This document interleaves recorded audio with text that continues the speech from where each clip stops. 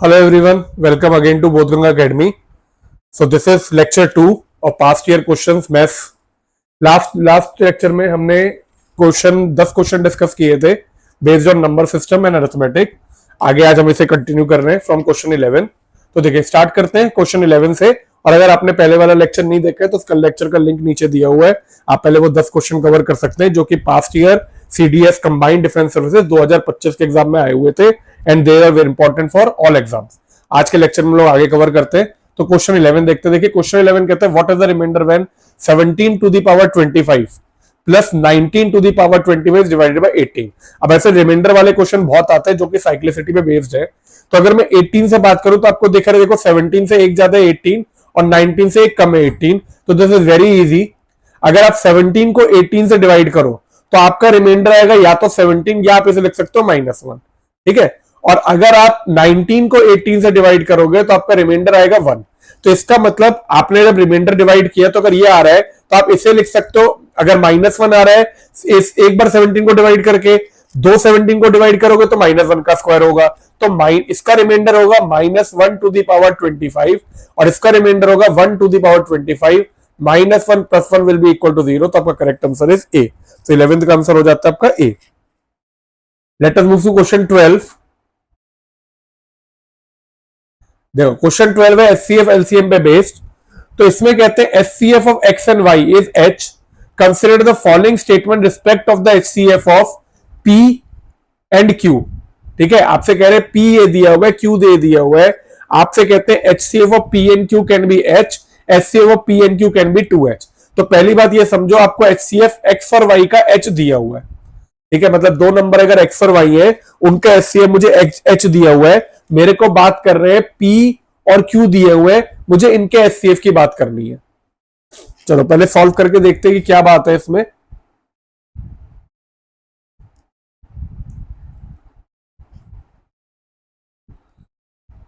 This is 12th. तो पहले P को लिख लेते हैं. पी क्या दिया हुआ है मुझे, x³ + y³ upon x² - x5 + y². और q मुझे दिया हुआ है x³ - y³ upon x² + x5 + y². अब अगर आप ध्यान से देखो x³ + y³ की आइडेंटिटी होती है x + y, x² - xy + y². और नीचे आपका है x² - xy + y². और सेम अगर इधर देखोगे तो this is x - y, x² + xy + y² upon x² + xy + y². तो अगर सिंप्लीफाई किया तो ये कट जाता है. तो मेरा इवेंचुअली सॉल्व करके जो p है that comes out to be x + y और q जो है वो x - y आ जाता है. ठीक है. इतना क्लियर है. अब ये कहते हैं देखिए कि आपको क्वेश्चन में दिया है x और y का एचसीएफ h है. तो मैं अगर आप एचसीएफ कॉन्सेप्ट चलो तो मैं x को लिख सकता हूं h इंटू के और y को मैं लिख सकता हूं h इंटू क्यू. मतलब h से कुछ नंबर मल्टीप्लाई करोगे तो k आएगा और h से कुछ नंबर मल्टीप्लाई करोगे q आएगा. जहां पे k और q जो है ये आपस में कॉमन नहीं हो सकता कुछ भी इसमें से. ठीक है ना. k और q आपस में को प्राइम है. तो p जो है that can be written as h into k plus q and q can be written as h into k minus q. तो आपको दिख रहा है देखो p और q का अगर आप एचसीएफ लेने जाओगे तो h तो कॉमन होगा ही होगा. तो इसका मतलब आपको अगर मैं कह रहा हूं the HCF of p and Q can be h, this is correct. h तो हो ही सकता है. अब आप दूसरी चीज समझो. अगर मान लो k और q को आपने ऐड किया, मान लीजिए ये होता आपका 3 और ये होता 5. तो अगर आप 5 + 3 कर रहे हो 8, तो 8 आया इधर और 5 - 3 करो 2. दोनों में से 2 भी कॉमन आ सकता है. चांसेस तो है ना. अब ये आपको भी नहीं पता कि ये क्या है. तो इसलिए ये भी हो सकता है कि एचसीएफ आपका 2h भी हो जाए. तो इसका मतलब next option the HCF of p and Q can be 2h. ये भी पॉसिबिलिटी ट्रू है. तो मेरा करेक्ट आंसर हुआ which of the following statement are correct. 1 भी करेक्ट है, 2 भी करेक्ट है. तो correct answer is both 1 and 2. दोनों का जो करेक्ट आंसर है वो सी हो गया. आई होप ये क्लियर है. चलिए अब नेक्स्ट क्वेश्चन में चलते हैं. क्वेश्चन 13 पे. क्वेश्चन 13 में कहते हैं x4 is equal to x square plus 1। आपको कह रहे हैं what is the value of 2x4। This is based on direct quadratic equation question. आपको x ग्रेटर देन 0 दिया हुआ है, मतलब x पॉजिटिव है। आपने इसे लिखा है x4 minus x square minus 1। यह आपका क्वाड्रेटिक इक्वेशन बन रही है, ठीक है। अगर नहीं बन आपको समझ में आ रहा तो आप एक्स स्क्वायर को y ले सकते हैं, लेकिन ऑब्जेक्टिव क्वेश्चन के लिए मैं सजेस्ट करूंगा इतना लंबा मत करो। तो आपने पहले d निकाला, d आपका होगा b स्क्वायर। b आप देख सकते हो -1 का स्क्वायर -4 इंटू -1, तो ये आपका 1 + 4 5 आ जाएगा, ठीक है। तो अब आपने कहा d आ गया, तो आपका x की वैल्यू होगी -b which is 1 plus minus √d which is 5 upon 2a। तो आपका जो x है, x बल्कि x स्क्वायर, क्योंकि x स्क्वायर है ना आपके ये जो चल रहे हैं, तो देखो 1 माइनस √5 रिजेक्ट कर देंगे क्योंकि x इज ग्रेटर देन 0, तो x स्क्वायर आपका आ गया 1 + √5 अपॉन 2। आपने आपको निकालना है 2x4, 2 इंटू x4 निकालना है आपको। x स्क्वायर आपका ये है, आपने कहा इसमें x4 निकाला तो ये स्क्वायर किया आपने इसका, तो 1 + a + √b का होल स्क्वायर क्या होता है, देखो 1 + 5 + 2√5 अपॉन 4, दिस इज 6 + 2√5। तो आपने यहां पे लिख सकते हो x4 is equal to 6 + 2√5 upon 4, या 2 कॉमन लिया, आपका अंदर बचेगा 3 + √5 अपॉन 4 विच इज 3 + √5 अपॉन 2। ये x4 आया तो 2x4 निकालना है, तो इंटू 2 कर देंगे, कट जाएगा। मेरा करेक्ट आंसर क्या आएगा 3 + √5। फिर से समझा दे, देखो आपको ये दिया हुआ था, आपको कह रहे हैं वैल्यू निकालो 2x4 की, आपको x4 ये दिया हुआ है। आपने कहा क्योंकि एक क्वाड्रेटिक इक्वेशन बन रही है, हमने देखा x4 minus x square minus 1 is equal to 0। आपने क्वाड्रेटिक इक्वेशन सॉल्व करा तो अब की बार ये x स्क्वायर की वैल्यू निकल आई। x स्क्वायर से x4 निकालने के लिए स्क्वायरिंग बोथ साइड, तो इधर a + b का होल स्क्वायर लगेगा। सिंप्लीफाई किया तो आखिरी में आंसर आपका आ जाएगा सिंप्लीफाई करके 3 + √5 विच इज ऑप्शन बी। तो 13 का करेक्ट आंसर हुआ ऑप्शन बी। नेक्स्ट चलते हैं क्वेश्चन 14 पे। क्वेश्चन 14 में कहते हैं P + Q upon R + Q + R is equal to R + S upon S + P, then which of the following is correct. आपको 4 कंडीशन दी है। अब देखो ये क्वेश्चन देख के यहाँ पे हमारे पास इतना दिया हुआ है कि ये और ये डिनोमिनेटर जो है it is not equal to 0, obviously नहीं होने चाहिए, क्योंकि अगर 0 से किसी चीज को डिवाइड करेंगे तो नॉट डिफाइन हो जाती है। तो अब मुझे इस कंडीशन को लेके सॉल्व करके कंडीशन देखनी है क्या हो सकती है। तो 14th में चलते हैं, देखिए सॉल्व करते हैं पहले, तो तभी समझ में आएगा क्या चीज हो सकती है।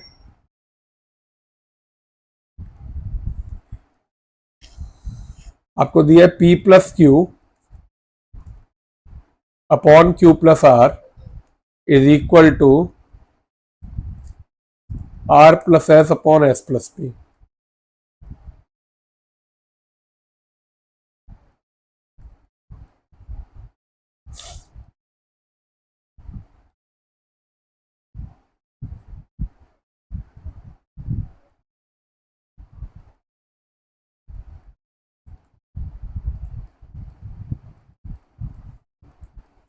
मल्टीप्लाई करते हैं, ऐसे किया तो PS + QS + P² + PQ is equal to QR + R² + QS + RS। अगर आप इसे देखोगे तो QS और QS आपका यहीं पे कट जाएगा, ठीक है। अब इसे रीग्रुपिंग किया तो P² और R² को मैं एक साथ रीग्रुप कर सकता हूँ, P² - S² प्लस PS इधर है, इधर से मुझे ये RS दिख रहा है, तो PS - RS को एक साथ किया रीग्रुप, एक ब्रैकेट में इसे लिख दिया, एक ब्रैकेट में इसे लिख दिया, और PQ - QR ये एक ब्रैकेट में लिख दिया इक्वल टू 0। अब इसमें से अगर इसे फैक्टराइज करूंगा तो आपको आएगा P - R into P + R। यहां से आपने किया S P - R plus Q P - R is equal to 0। अब यहां से आपने सब में से P - R को कॉमन निकाल दिया, ठीक है। अगर आप P - R को कॉमन निकालते हो तो बचेगा, यहां पे बचा P + R, फिर इधर बचेगा खाली S क्योंकि P - R कॉमन निकल चुका, और इधर बचेगा Q इज इक्वल टू 0। तो देयरफॉर मैंने कहा या तो आपका P - R या फिर P plus q plus r plus s ये जीरो आया, तो आपके दो ऑप्शन हो गए, या तो P माइनस आर जीरो होगा या P plus q plus r plus s zero होगा। तो चलिए चेक करते हैं क्या क्या ऑप्शन है। P plus q plus r plus s is equal to zero, ये हो सकता है। P minus r is equal to zero, तो P is equal to r हो सकता है। तो यहां से मेरी ऑप्शन सेकंड भी करेक्ट है। तो आइदर P प्लस क्यू, तो हमारा करेक्ट ऑप्शन वो ऑप्शन सी, दोनों में से कोई भी करेक्ट हो सकता है, या तो ये या ये। अब चलते हम लोग नेक्स्ट क्वेश्चन पे, क्वेश्चन 15 पे। If n is a natural number less than 7, आपको n एक नेचुरल नंबर दिया हुआ है जो कि 7 से कम है, तो n मेरा 1 से लेके 6 तक हो सकता है। So what is the number of values of n for which 12n plus 2 and 8n plus 1 are relatively prime. Relatively prime मतलब आपस में कोई कॉमन फैक्टर नहीं होना चाहिए, मतलब आपस में एक अगर ऑड है तो एक इवन होना चाहिए, तभी क्या कहते हैं दोनों में कोई कॉमन फैक्टर नहीं होगा। Basically these numbers are called coprime number. तो आपसे कह रहे हैं n नेचुरल नंबर है लेस देन 7, तो आपने कहा n 1 से लेके 6 तक हो सकता है। What is the value of n for which 12n plus 2। अब देखो 12n प्लस 2 को अगर आप लिखोगे तो that will be 2 into 6n plus 1। अब ये आपका हमेशा इवन होगा, आप n की कुछ भी वैल्यू डालोगे क्योंकि आप 2 से मल्टीप्लाई करोगे, ये हमेशा इवन होगा। और अगर आप 8n प्लस 1 को चेक करोगे, आप क्योंकि प्लस 1 कर रहे हो एक इवन नंबर में, तो ये हमेशा ऑड होगा। इसका मतलब अब n की कोई भी वैल्यू डालते रहो, चाहे आप n को 1 डालो, 2 डालो, 3 डालो, कोई भी वैल्यू डालो, आपको हमेशा ये सारे के सारे जो है वो एक ऑड मिलेगा और एक इवन मिलेगा। इसका मतलब क्या हुआ कि अगर एक ऑड मिल रहा है एक इवन मिल रहा है, इसका मतलब ये आपस में हमेशा रिलेटिवली को प्राइम हुए या दोनों आपस में प्राइम हुए। तो इसका मतलब n की वैल्यू, क्योंकि आपको नेचुरल नंबर लेस देन 7 दिया है 1 से लेके 6 तक, तो ये सारी की सारी वैल्यू से सेटिस्फाई करेंगी। तो correct answer is option A. आप चेक भी कर सकते हो कि n को 1 डालोगे, ये आपका आएगा 12 प्लस 2 14, और यह आएगा आपका 8 प्लस 1 9। 14 है 9 है प्राइम, ठीक है। रिलेटिवली प्राइम ध्यान रखना, आपस में प्राइम होने चाहिए। अब चलते हैं नेक्स्ट क्वेश्चन पे, क्वेश्चन 16 पे।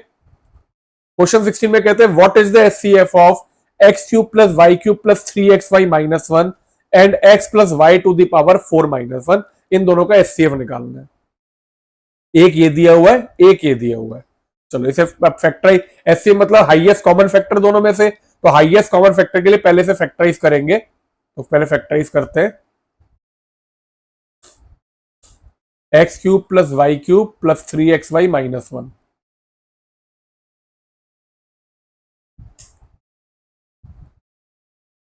X cube plus y cube plus 3xy minus 1, और दूसरा मेरे को दिया हुआ है x प्लस वाई की पावर 4 माइनस 1। अगर आप इसमें देखोगे, देखो इसमें x cube plus y cube plus minus 1 का cube minus 3 into x into y into minus 1। अगर अब आप कंपेयर करो तो देखो ये एक आइडेंटिटी बन रही है किसकी, x cube plus y cube plus z cube minus 3xyz is equal to, आपको आइडेंटिटी पता होगी, x plus y plus z एक ब्रैकेट में, सेकंड ब्रैकेट में x square plus y square plus z square minus x y minus y z minus z x. यह identity होती है। तो अगर आपने इसके लिए डाला तो यहां पे क्या हो जाएगा, ये x plus y plus z, पहले मैं लिखा मैंने x plus y plus z, तो आपने कहा एक्स प्लस वाई, जेड आपका होगा माइनस 1, तो x plus y plus minus 1, x square plus y square minus 1 का स्क्वायर होगा 1, माइनस एक्स इंटू वाई तो minus x y, minus y into minus 1 तो ये प्लस वाई हो जाएगा, और माइनस जेड इंटू माइनस 1 तो माइनस एक्स हो जाएगा ये आपका,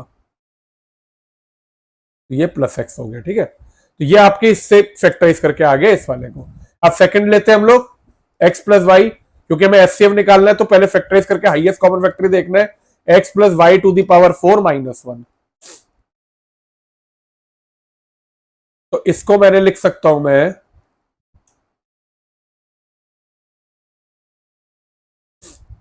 देखिए सबसे पहले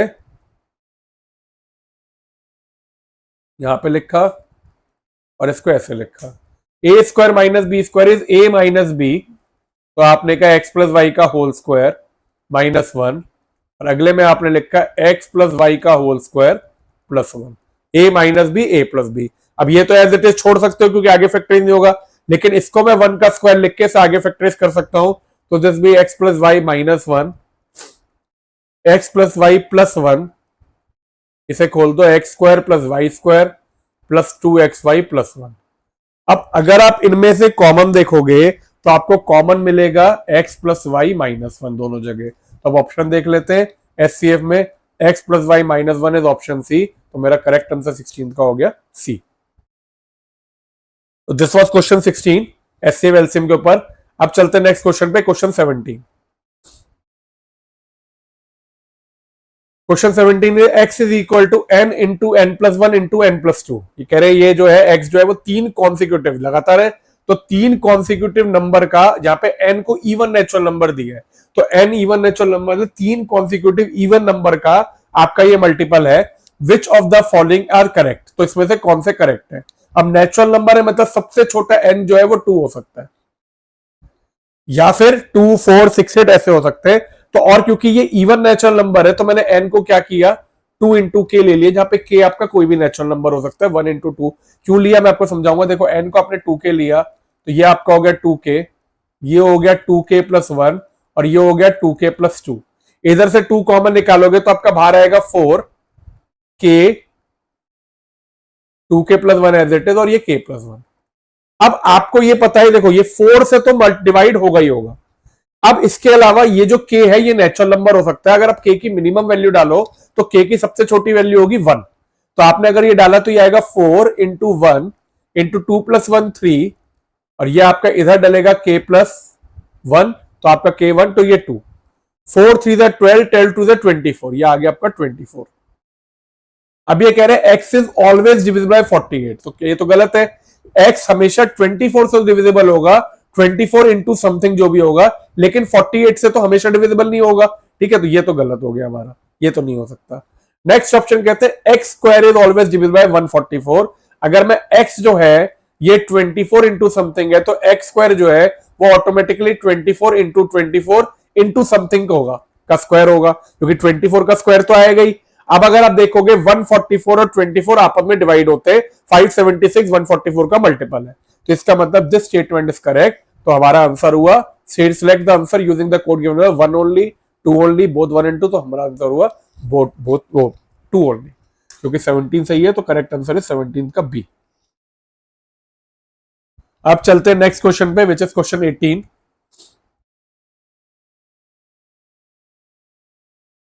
क्वेश्चन 18 में कहते हैं what is the LCM of. अब की बार एलसीएम आ गया, एचसीएफ कल के क्वेश्चन आ गए, अब एलसीएम की बात आ गई। तो कहते हैं एलसीएम निकालो इसका और इसका। क्वेश्चन दिए हुए हमारे को, पहला वाला एक ये दिया हुआ है, एक ये दिया हुआ है, और एक ये दिया हुआ है। ठीक है, इन तीनों को फैक्टराइज करके इसमें से निकालना है। अब देखो अगर आप ऑप्शन देखो ना, आपको इसमें सब में ये कॉमन तो दिख ही रहा है, तो मतलब x6 माइनस y6 तो है, हमें उसमें इतना जाना ही नहीं है, इतना सोचना ही नहीं है। हमारे को बेसिकली देखना है एक्स क्यूब वाई स्क्वायर हो सकता है, एक्स क्यूब वाई स्क्वायर हो सकता है, ये दोनों में, ठीक है, या एक्स क्यूब वाई क्यूब, या एक्स क्यूब वाई, या एक्स वाई, ये देखना है। अच्छा, आपने पहले वाले को एज इट इज छोड़ दिया, क्योंकि ये तो अभी आगे फैक्टराइज नहीं हो रहा, इसका जो होगा बाद में देखेंगे। इसमें से अगर आप देखोगे तो एक्स क्यूब आपका वाई, ये कॉमन निकल सकता है, अंदर बचेगा 1 प्लस वाई क्यूब, और इस वाले में से आपका कॉमन निकल सकता है एक्स क्यूब वाई स्क्वायर, अंदर बचेगा आपका, जो भी बचेगा वो छोड़ दीजिए। तो अगर आप देखोगे एलसीएम होता है लीस्ट कॉमन मल्टीपल, तो अगर आप पावर में देखोगे तो ये तो चलो मान लो अलग से मल्टीप्लाई हो रहा है, इसमें और इसमें से एक्स क्यूब वाई स्क्वायर तो होगा ही होगा, क्योंकि एक्स क्यूब में से कॉमन एक्स क्यूब हुआ, वाई और वाई स्क्वायर में से वाई स्क्वायर हुआ, जो हाईएस्ट फैक्टर है, जो आपका हाईएस्ट मल्टीपल है। तो हमारा करेक्ट आंसर होगा 18 का बी, विदाउट कैलकुलेटिंग आप इसे निकाल सकते हो। ठीक है, चलिए अब चलते क्वेश्चन 19 पे। कहते हैं let X Y Z be a 3 digit number, एक 3 डिजिट नंबर मान लिया, तो मैंने मान लिया एक्स वाई जेड को एक 3 digit number. Let d be the difference, तो अगर x Y z 3 digit number है तो उस नंबर को मैं लिख सकता हूं 100x plus 10y plus z. Let d be the difference between x Y z and z y x, एक नंबर एन डैश है जेड वाई एक्स, जिसे मैं लिख सकता हूं